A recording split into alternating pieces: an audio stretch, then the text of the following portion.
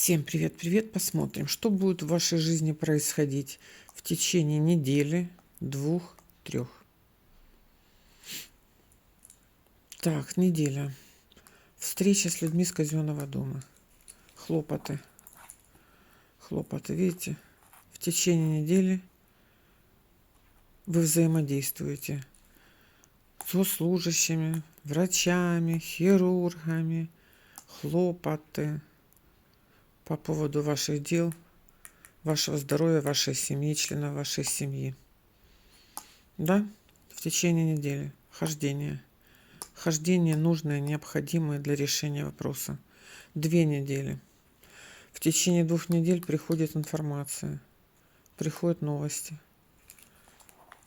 Вы получаете, вы видите восьмерки, вы уже слышите реально, вы уже получаете реально хорошие новости, хорошую информацию.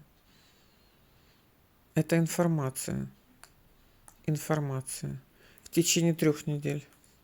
Но это будет чуть ближе. В течение 3 недель ваши хлопоты по поводу вас, членов вашей семьи. Смотрите, радость, счастье наполняется счастьем. Я загадала неделя, 2-3, но у нас здесь, то есть в начале 3-й недели, ваше сердечко, видите, радуется по поводу какого-то человека. Вы хлопотали по поводу какого-то человека, вы получаете, ваше сердце радуется. Это уже не информация, а на физическом плане вы радуетесь. В течение 3 недель, быстрее всего, это значит 14, где-то 15-16 день,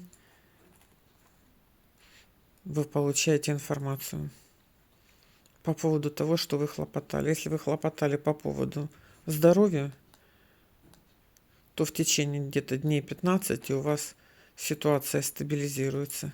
Если вы хлопотали о ком-то из членов своей семьи, тут видите, тут что-то идет ближний круг. Ваше сердце радуется, исполняется ваше желание. Если вы хлопотали по поводу работы, вы обращались к кому-то. Если вы обращались к кому-то по поводу работы, получения результата в течение, давайте назовем так, 15 дней. Такая пришла информация.